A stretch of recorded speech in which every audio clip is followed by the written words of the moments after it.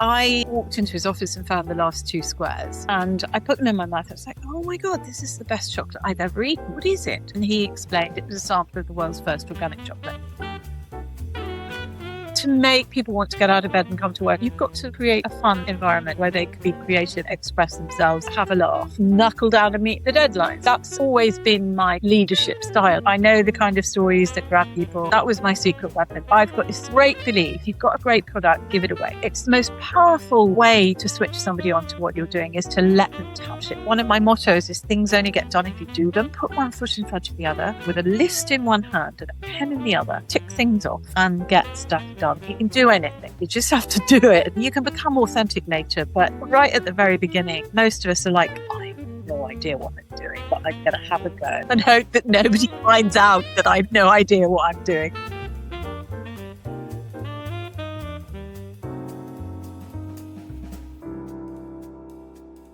Welcome to the Great Women podcast. Today, we're joined by the brilliant Jo Fairley, a woman who turned a love of great chocolate into one of the world's most iconic ethical brands. After leaving school at 16 and being told she wasn't destined for greatness, Jo went on to become the UK's youngest magazine editor at just 23, before taking a leap of faith and launching Green and Blacks from her Portobello flat. But her energy didn't stop there. From co-creating the Beauty Bible to founding the Perfume Society, which she later sold, Jo has continued to build, evolve and inspire, most recently launching her magazine On the Scent. In this episode, we'll talk about embracing opportunities, trusting your instincts and building a business with purpose. A huge welcome, Jo. Thank you. Welcome, Jo. Great to have you. Thank you for having me. Oh, we're delighted. We always start kind of at the beginning. So, Jo, your first job was in journalism. What drew you to that world? How did you get into it? Well, I think that I got into it because of magazines. I mean, it was magazines, but I had loved magazines from the age of about 11. I precociously bought copies of Vogue and Bazaar and various sort of quite grown-up magazines, having graduated from comics. And I sometimes say that I don't know how I would know half of the stuff I know about the world if it wasn't for magazines, whether that is relationships or money or how to deal with a spot or whatever. And I ended up leaving school at 16 with doom-laden predictions from my teachers about my future. And I trained as a secretary, which is amazing for giving you life skills. And I kind of think everyone should be forced to do a year at secretarial college. And then in my second or third job after leaving school, I was working for a fashion company at the age of 19. And the editor of Brides magazine left a copy of Campaign, the advertising world's Bible, on my desk. And I was leafing through it and saw an ad saying a new magazine was starting. And I applied. And the very clever talent spotting boss of this company, Carlton Publishing, spotted something in me that I didn't see and put me in the features department with the features editor. We were 3 months before any of the other staff joined. And he and I basically created that magazine. One day he handed me a piece of a press release or something. He said, write that up. And I said, but Howard, I can't write. And he said, don't be so wet. He actually said, don't be so effing wet. So I thought, well, okay. And so I wrote it up into a couple of paragraphs and I handed it to him. He said, that's great. Yeah, here's another one. And that was literally how I became a journalist. I mean, just literally starting with a paragraph given to me by my features editor and then growing and growing and growing to become the senior feature writer, doing amazing celebrity interviews, everyone from Betty Davis to Brian Ferry, etc. And I still, to this day, love magazines. I mean, we'll talk about the one I just started, but I love absorbing information through a glossy page. So how did you go from that first sort of entry job to actually being an editor of your own, of a magazine? Yeah. Well, that same talent spotting boss, Terry Hornet of Carlton, came into my office one day and said, when I was a feature writer, and said, Jo, I've got a problem. And I said, well, how can I help? And he said, well, I'm looking for a new editor for Look Now magazine. And I literally completely naively said, well, what sort of person are you looking for, Terry? And he reeled off a list of attributes. And as a joke, I said, well, what you really want is someone just like me. And he said, yes, and I'd like you to start in the morning. and literally, I mean, talk about have lump chat. literally overnight, I went from being senior feature writer on Women's World to being the editor of Look Now, aged 23 with a staff of 20, many of whom were older than me. So talk about being thrown in at deep end. I spent, when I was 23, and this probably says a lot about me, and I was, getting drunk and falling into bushes and things like that. I did a bit of that as well, Ollie, It is an incredible responsibility for that age. I'm also a bit interested, quite a lot interested in what the reaction was. You say you actually were, managing people who had probably been there a lot longer, were older. Yeah. What was their reaction to you sort of coming in? Some of them loved it and some of them didn't. It was sort of, I kind of navigated it, and it was interesting sort of lesson in leadership, because you tread this very tricky line between, you've got to be friendly, but you can't be over friendly. I remember Terry once saying to me that he never went to any of his employees' houses for dinner because he might have to fire them one day. It's true. I think it's much harder to fire someone when you've had their lasagna. Exactly, and being into their personal space, absolutely. I think that I'd had a very good training. He was a man, I can't thank him too much. He was a man who kind of had this work philosophy that it should be 80% really hard work and 20% just great fun. And so I've kind of carried that forward always, which is that I think that to make people want to get out of bed and come to work in the morning, you've got to create a fun environment where they can be creative and express themselves and get along with their mates and have a laugh and knuckle down and meet the deadlines. And so that's always been my kind of leadership style ever since, actually. I think that's brilliant. I think a lot of the fun has been taken out of the workplace, shall we say, in the last decade, which is such a shame, because I certainly had fun when I started working. It should be fun. I mean, otherwise, why are you doing it? I totally agree.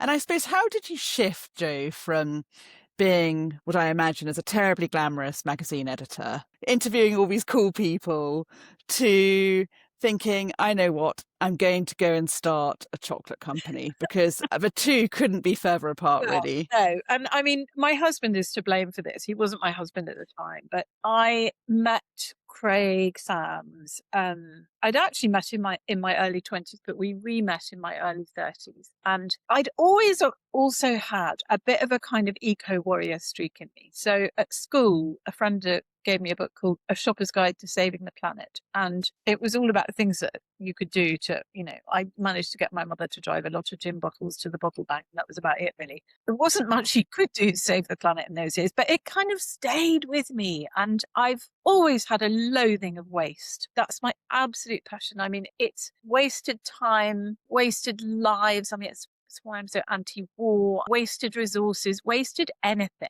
I love things that have a second life and a third life.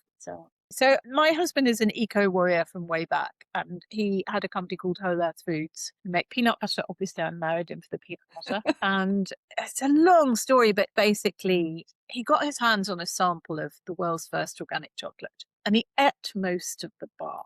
And I walked into his office and found the last 2 squares, and I put them in my mouth. I was like, oh my God, this is the best chocolate I've ever eaten. What is it? And he explained it was a sample of the world's first organic chocolate. But Whole Earth was a no sugar added brand. That was its whole ethos. So he couldn't launch it under the Whole Earth brand. And he was thinking of actually sending it to a friend of ours in Denmark who he felt could do a job with it. And I just nagged him till such point as he turned around and said, look, if you're so interested, why don't you do it? And I had a £20,038 nest egg from selling my flat before I moved into his flat on the Portobello Road. And 2 tons of chocolate were going to cost 20 grand.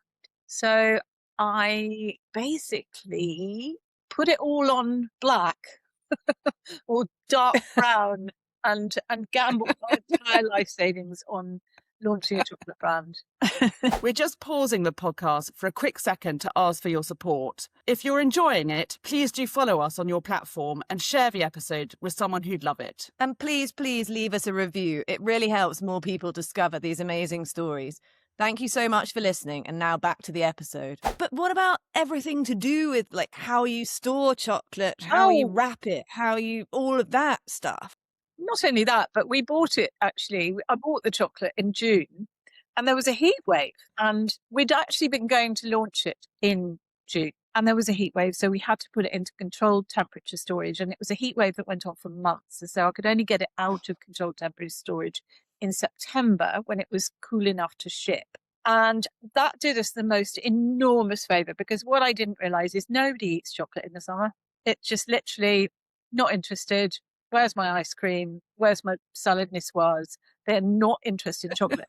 But the minute the temperature cools down in September, it's like, ooh, I fancy a few squares of green and blacks tonight. I mean, it's extraordinary. But it's just the way our bodies work. So actually, if we'd launched in the end of June, probably have bombed. But actually, I had to wait. And how much planning, Jo, was involved in terms of the logistical planning behind launching a company like that? Well, Craig could take care of the backroom function. So I did have someone who knew how to distribute things and had a warehouse and all of that. But I had to finance it with my equity from selling my land.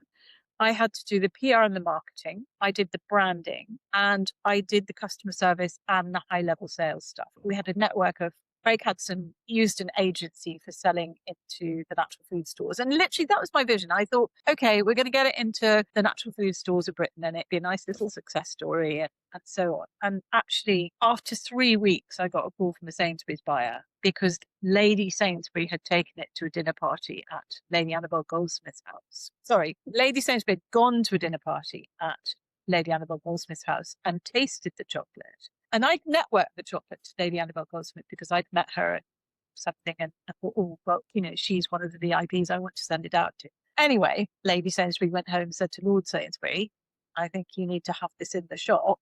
And they called up and said, oh, can we invite you to submit the chocolate to our next range review? So I went home and said to Craig that night, oh, Sainsbury's rang today. And he's like, what?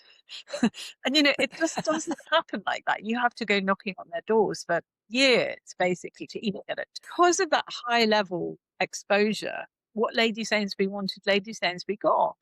So I love it. And at that point, it's quite hard to remember now, but they were the number one supermarket in the UK. They absolutely were what every supermarket looked to for leadership. And so getting it into there made it much easier to get it into other supermarkets. And so we became this supermarket brand, which was unheard of and I could never have planned for, because natural foods brands and organic brands didn't have a presence in the supermarket. It was all in the natural food trade. And I think Yo Valley probably made the leap at about the same time we did, but there was no luxury organic at all. And my feeling was very much that actually it needed to be, it had gold writing, it had a ribbon and a seal and a very kind of premium feel. And that was revolutionary. The sort of, I suppose, a fair trade ethos, Jo, was that, I mean, you said you were a bit of an eco-warrior at heart, but... And I get my values from having watched Blue Peter as a child. Did you ever have a badge? I never got a badge. I'm not. I never got one. So the Fairtrade thing, we didn't realise that we were doing anything weird. We didn't realise we were doing anything revolutionary. We were dealing direct with farmers because at that time you couldn't go to a commodities trader and say, I need 20 tons of organic cacao. They were not trading in it. And so the only way that you could get organic cacao was to trade directly with producers. Therefore, you gave them a contract, which, is something that is very precious for farmers in the developing world. We paid them an organic premium, which was much more than they would have got if they, a reasonable amount more than they would have got if they were trying to sell it through a trader. But that security of those contracts was also really important. And then one day I was watching Oracle, which was the news service before we had the internet. And I saw this item about the Fairtrade Foundation, and it said that they were wanting to launch a product, and they listed the criteria that were required for it to qualify for Fairtrade certification. And I'm like, well, we're already doing that. It was like just naturally the way we did business. And so we got in touch with them, and we became the flagship. We became the first product ever to carry the Fairtrade mark. And, they sent their inspectors out to Belize to confirm that, we did what we said we were doing and that we paid what we said we were paying. And I think they went out with the organic inspectors as well, who were obviously also checking that illicit fertilizers or pesticides on anyone's farm and that They really weren't spraying, etc. And we've been certified ever since. And those two pillars, the organic and the fair trade, they are woven into, if you can weave a pillar, I'm not sure you can, but they're woven into the DNA of the brand. In each case, we just did what came naturally. I kind of find that quite fascinating about all the different things you've done. It's not that you haven't worked for them, but it's not that they've happened by accident, or it's just probably a lot of good decision making about what you do and a kind of good intuition about what will work. And I also find interesting, and I wanted you to talk a bit about coming from the magazine background and having to sell this product. That must have been incredibly useful, because you're now, having been on the receiving end of endless press releases and knowing what is absolute crap and what's actually a good one. I knew how to cut the journalist's eye. That was my secret weapon. And it has remained a secret weapon with everything I've done. I know the kind of stories that grab people. I wrote a headline that said guilt-free chocolate ? Well, almost. Then talked about the product. And actually, we also sent lots of chocolate. I've got this great belief, if you've got a great product, give it away. It's like, it doesn't cost very much in the grand scheme of things. Just get it out there. Get it into people's hands. Get it into their mouths in the case of chocolate. Get it into their hands in the case of a magazine. It's the most powerful way to switch somebody on to what you're doing, is to let them touch it, feel it, taste it, smell it, etc. So I think that was really what was incredibly powerful. And I say to people who've got brands now, if you've got a great product, give it away. Don't be mean about it. I mean, I still work as a journalist because my finger in the air about what's happening in the world, and it informs everything that I do. But I sit in the back of a cab every day, or don't take a cab every day, on the bus or whatever. And I get my email open and I've got 1,000 press releases come through, and I just sit there going, delete, delete, delete, delete, delete, delete, because they have not penetrated my consciousness, basically, unless they've got an incredibly gripping tagline.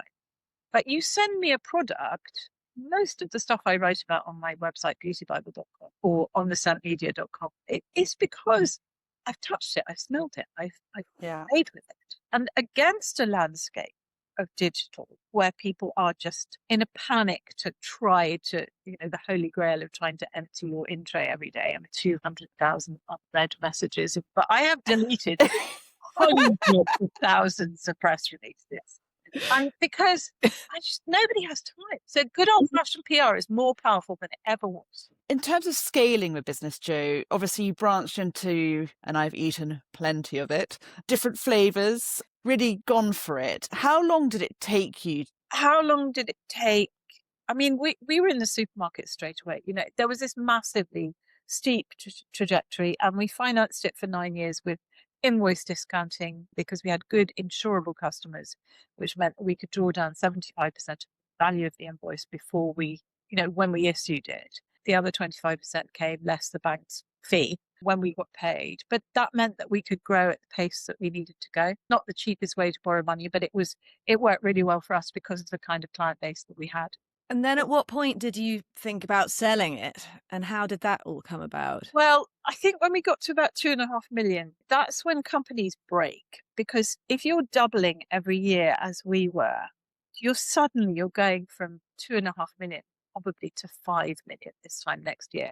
And with the best will in the world, no amount of invoice discounting is going to get you over that hump. It's just going to crucify you. And we'd had enough nights being awake with cash flow challenges. And we just knew that it was time for someone to come in who could take it to the next level. So we had private equity from a family office. And then obviously we were snapped up by Cadbury's after 5 years of that. But, both still remain involved with the brand after, I think, 20 years since we sold it. That's amazing. Which is amazing.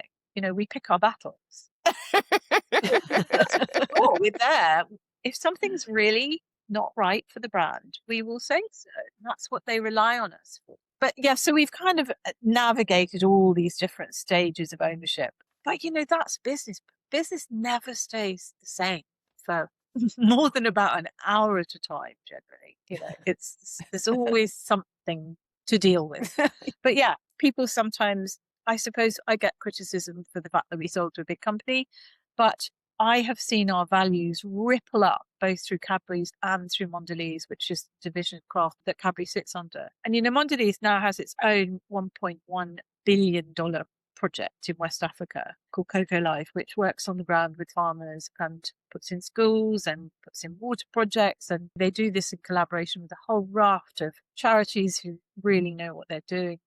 It's policed by the Fairtrade Foundation. And we know, because the head of craft called Craig the night before this was launched, that they did this because they saw what we did. So Cadbury's just looked at what we did and put the fair trade mark on dairy milk, and then Cocoa Life launched for Mondelez, and that's unbelievable. And in fact, I was giving a presentation recently, and there was a woman in the audience. It was a firm of accountants. She said, "You probably don't even know this." She said, "But I worked for Kraft on the takeover of Cadbury's." And she said, "We looked at green and black sourcing policies and we adopted them across the whole of Kraft. And we wrote something called the Cocoa Playbook and the Sugar Playbook. And that has remained the benchmark of the values which sit behind our acquisition of cocoa and sugar in Kraft." And I mean, I didn't even know this. This was about 6 months ago. That happened because of what we did. That's amazing in terms of how many farmers' lives you've Unbelievable. improved. What a legacy. I could never have anticipated or dreamed of it. So when you had sold to Cadbury's, did you immediately sort of step back, or was there a kind of period where you were still quite involved? No, funny enough, there was a period with the private equity guys when I had to step back. We didn't always see eye to eye, me and a couple of old Etonians. Can't imagine why. Greg navigated it really well. When Cadbury's came into the picture, they could absolutely see the virtues of having the founders as part of the kind of collective. So we were welcomed with open arms and have been involved ever since. So you've now, Green and Blacks has gone to Cadbury's, and you presumably have a bit of a break, or not at all? No, I've never really had a break, actually. Well, I had a few months off after we sold to Cadbury's, and then I found I got really boring. Actually, I just wasn't doing enough. But Beauty Bible happened in 1996, and the woman who's my co-author, Sarah Stacey. So basically, I had to keep working as a journalist because all our money was tied up in stock. There was nothing to pay me. So I'm not the sort of person who wants to go to my husband and tell him I need to buy a pair of shoes, because I don't ever want him to know how much I spend on anything. So I kept working as a journalist, and Sarah came to me. I was writing about beauty. I'd kind of fallen into it. I'd written about everything from Romanian orphans to sumo wrestling to God knows what, Hong Kong Food Festival, elephant polo, a lot. And then I started writing about beauty. And it's all anybody wanted me to write about, because I think I came from another area of journalism where I was perhaps a little bit more questioning, a little bit more investigative, didn't take things at face value, and knew how to write. So from that moment on, nobody ever wanted me to write about anything else. That's fine. And Sarah was on the same kind of beauty circuit as me. I think she was at Harper's and Queen at the time. She came up with the idea for the Beauty Bible, which was to have a book where people said to us, beauty books don't sell. And we said, well, we know why they don't sell, because they tell women buy a mascara or a face cream, but they don't tell them which one. And actually, that's the currency. That's what women want to know. And so our USP was to send real products to real women to try and fill in these incredibly detailed forms. And I mean, it was a real kind of ongoing market research exercise, which went on till 2 years ago, basically. And when Sarah's husband was ill for a while, and we really had to stop. But we've got another book coming out in September, which is like the culmination. It's like the upsum of 30 years of being Beauty Bible, and the iconic products and the iconic women we've spoken to, and basically the nitty gritty advice that really works. No bullshit. We're not Botoxed. We're not interventionist, although the wonderful Alice Hart-Davis, who talks about the questions that you need to ask if you do want to have that done. No judgment, but that's just not us. So we've been doing it for 30 years. I mean, we've worked alongside each other barely with a crossword in 30 years, her in Dorset, me now in Hastings. So that's been pretty amazing too. And I'm very proud of Beauty Bible. But yeah, all these different threads. And then when I actually talk about them out loud together, I just want to go and have a lie down. But Jo, before you lie down, given all the kind of consumer information you have, what is the top tip you would give somebody when it comes to beauty, and what's the biggest load of rubbish? So I would say the top tip is wear SPF every day. End of. I get 18-year-olds come to me wanting anti-aging advice, and I go, only one thing to do, which is wear SPF.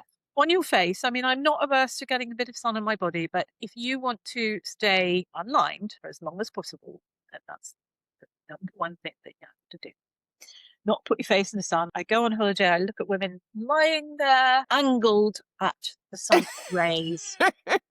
And I'm just like, I can't help you, honey. So don't come to me and say your skin's turned to leather. So that's the number one thing. And I would just say what you've got to resist is the constant urge to buy new stuff, because what you just tried last week isn't working. Because actually what Sarah and I found through all these years of doing Beauty Bible is that consistency is what pays off. That's when you see results. Not chopping and changing, buying a bunch of something, using it till the end, going out and buying the same thing again. That's where you see actual, tangible, visible results. And we know this because right from the very beginning, we've always asked women to try something on half their face. And we didn't think they would do it, but actually we very rapidly started to get emails saying, the trouble is my face looks lopsided now. Can I start using it on the other side? We couldn't argue with it. And one of the reasons we have always had incredibly impressive results, I think, from the products that we sent out, lots and lots and lots of really high scoring products, even benchmarked against the claims that the brands made about, is because to fill in that form, they had to use it consistently over a period of time and not chop and change. And that's when you see results. So this constant kind of, oh, what my skin needs today fit is not actually what your skin needs. Your skin needs a diligent and not overcomplicated regime twice a day, and that's it. And you can save yourself a lot of money and a lot of heartache and a lot of chasing after rainbows by just keeping it simple and doing it diligent. That's brilliant, because I was chatting to somebody who was saying that the kind of income inequality is also now being reflected in how people look and how they age. Yeah. Because Botox costs, I don't know, let's call it 400 quid, and lots of people can't afford to do it. And it's actually nice to have somebody say, actually, you don't need to stab your face with needles to look nice. And I think the terrifying thing about Botox for me, quite aside from actually the prospect of having someone inject a muscle relaxant to my face, is supposing one day I couldn't afford it. Do I then turn into the portrait of Dorian Gray? It's like, because what happens when you stop? I will not judge anybody who goes down that route, but it is not for me. Oh no, go for it. Have to be for anybody. There's a great beauty in somebody who just looks comfortable in their skin.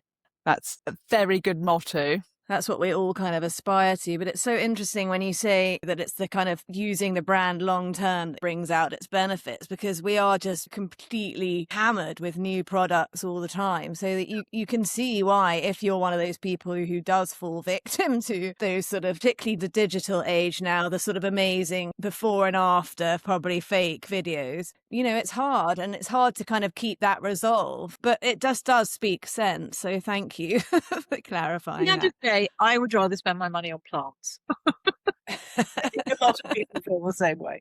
Or clothes, or whatever. And I also always say to people, women who over the years have come to me and said, oh, I think I need a facelift. I'm like, no, you need a makeover. You need to go into Selfridges and you need to sit down at one of those counters and have somebody teach you how you can look fabulous, and you'll look better than a facelift with a bit of makeup and knowing how to put it on. Because our faces do change and we kind of lose something that we've been doing for years, just doesn't work anymore. And I think we panic and they go, oh my God, I need to have something fixed. And it's actually get a makeover.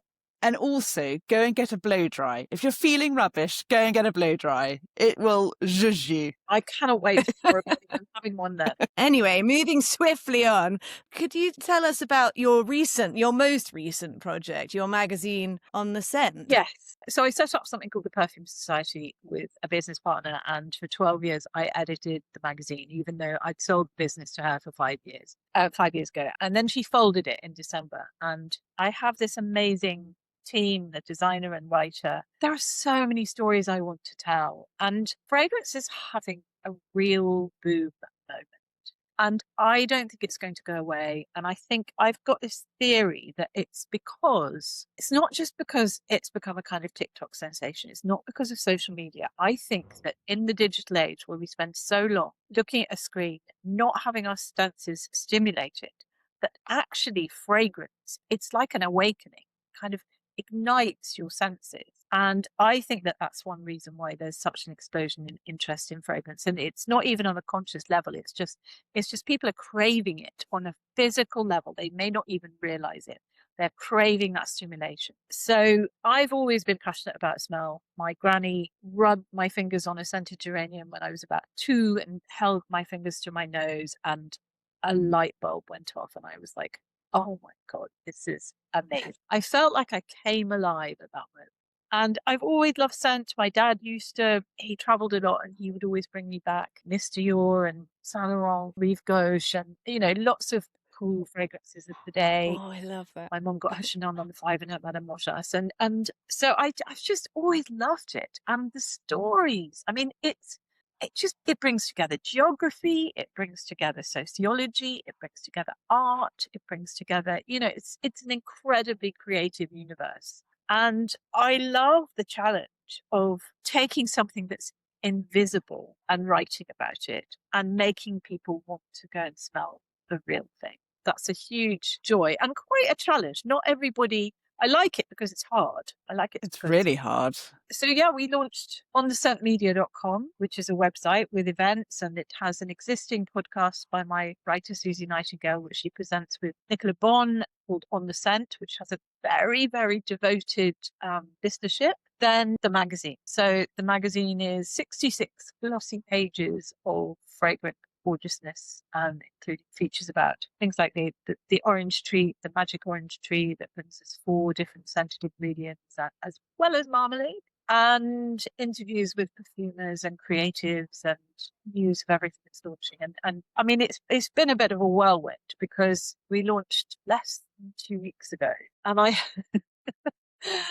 should be at my lesson by now, but when you launch a business, you've got all these plans, you've got a list of a million things to do, and you're ticking them off one by one by one by one, and then you launch, and then you get a whole other list of things to do. So I went from being swanky magazine editor to head of post room and logistics manager, which, I'm glad it's not my first rodeo, but it was quite a lot because it just took off much more quickly than expected. Haven't you already had to reprint? We've had to reprint, yeah. And we sold 3 months stock in 4 days. And how can people get hold of it? Do they order it on your website? They order it on the website. You can read it for free online, because what I want with this magazine, so you can buy it for £10 plus postage and packing. And I do genuinely, I was blown away by how many people want that experience of touching and feeling and just looking at the gorgeous pictures in their hands. Because again, we spend all day looking at our screens. We're just like, I don't know about you, but by the time I get home, I do not want to look at the screen. I want a book. I want some paper, some food. I want to feel real again. So that was what blew me away, was how many people actually are enjoying the possibility of buying a physical object. So on thescentmedia.com, so you can either read it online, or you go to the little shop bit and you can buy it, a print copy, and I'll probably be sticking your envelope down myself. What can I say? It's so interesting you say that. I've gone back to reading physical books. I used to have a Kindle and I can't stand it really anymore. And I think that's also probably why cookbooks and things like that are so popular still. Absolutely. In terms of, you have it, it's a bit grubby on the page that you actually use. It's quite nice in a way. But I am going to tell you about an app that has changed my life in terms of cookbooks. So there is an app called Cook Shelf. Okay. I downloaded it. And what you do is you scan the barcodes of all your cookbooks. I'm about a third of the way through scanning my barcodes. Quite a lot of cookbooks. I love a cookbook. And then you say you've got asparagus or brown rice or whatever it is you want to cook. And you put that ingredient into Cook Shelf, and it tells you exactly what recipes you've got for that ingredient and on which page of which book they appear on. God. That's so clever. Oh, genius. Wow. To tell you. So I now I use Cookshelf, because you know what it's like? You sort of think, oh, where did I see that recipe for that Yeah. brownie or whatever? You can't remember which book it was in. And you look through a few and you kind of give up, go to Google, it's like Yeah. so it's amazing, and it's very pleasing because it has all the covers of your cookbooks on the page. So it's a digital route to an analog experience, but it's Yeah. genius. And everyone I know who's downloaded it is like, this is life changing. We'll have to give I'm it a so go. excited about this. Yeah, because I, like you, I can never remember. And apart from my very favorite recipe books, which I use all the time, I've got loads that have probably got great things in that I'm not use, that I don't use. Exactly. Yeah, can absolutely recommend that. I haven't seen a physical copy of your magazine on the first on the scent, but it does look really beautiful. And I think if you are going to buy a print edition, it's a collectible thing. I think people will like to build up those kind of quality magazines. It's definitely collectible. I have been blown away by the response. I mean, we only decided to do this on the 28th of January. And since then, I have built and designed a website, literally pretty much myself, with Squarespace. What? Launched a magazine. And, it just reminded me again that one of my mottos is things only get done if you do them. So basic, but we all know lots of people who talk about doing things. And for a lot of them, that's enough. They talk about the fact they want to be an actor. They talk about the fact they want to open the shop or whatever. But actually, some people just put one foot in front of the other with a list in one hand and a pen in the other, tick things off, and they get stuff done and they make things happen. And I realized that is one of my superpowers is I make things happen. You can do anything. You just have to do it. Well, yeah, and you're good at doing them without failing. But I don't suppose in the back of your mind, do you ever consider what if one of these things doesn't work? Is that not where you go? You just go forward? Where I go. I mean, what's the worst that can happen? I can spend more time with my garden. I'm not scared of that. Some of my ideas have been better than others, but I'm not setting myself up to fail. I'm determined that something will succeed. But the world is a weird place at the moment. Who knows about anything? And, sadly, a lot of shopkeepers having terrible problems because of business rates and the minimum wage and all of that. It's really hard. It's really hard. And with things going on, it doesn't feel like it's getting much better. But we mustn't get depressing. The whole point of this podcast is to counteract that, tell stories of these amazing ladies doing fantastic things. So that's another top tip of mine is don't listen to the news. It'll get to you one way or another if something's really important. But the whole doom scrolling thing, I think, saps your energy and saps your creativity and puts you in a dark place. Yeah, I'm with you on that one. So, Jo, if we can look back now just to you talking to your younger self. I mean, I have to say your younger self being a magazine editor at 23 doesn't seem to maybe have needed much advice. But is there anything that she would benefit from knowing? Not by the age I was 23, but at 15, when I was told by my careers teacher that I'd never make so much as a Girl Friday, I would really have liked somebody to say, you know what, it's going to be okay. And actually, I hear a lot of successful people talking about that. I don't think anyone starts massively confident. There's a lot of bravado balls and faking it while you're making it. You can become authentic later, but right at the very beginning, most of us are like, I have no idea what I'm doing, but I'm going to have a go.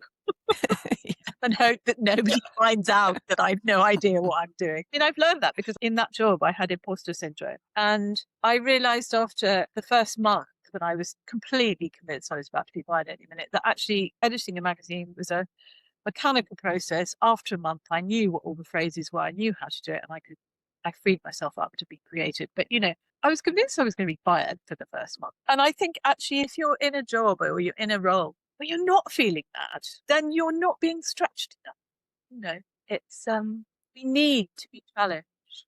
absolutely. Now, as we're running out of time, we love asking this question. So if you could share a cocktail with any great woman, past or present, who would it be? What would you drink? Why that lady? What's the verdict, Jo? Oh, I would go back to Mexico with Anita Roddick. We went to Mexico when we were on a trip to look at her aloe plantations in Texas. And I would have a tequila.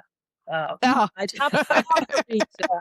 I'd have a margarita and we'd have a good laugh because She was amazing. She taught me so much. She was my mentor, and it breaks my heart that she died before she could really be mischievous with all that money that she'd made and done good with it as well. So yeah, I'd bring back a I think that's a great choice and a nice drink too. Fantastic, my favourite. Although I do prefer margaritas, not tequila shots, which someone made me have on Saturday night and wasn't cold enough either.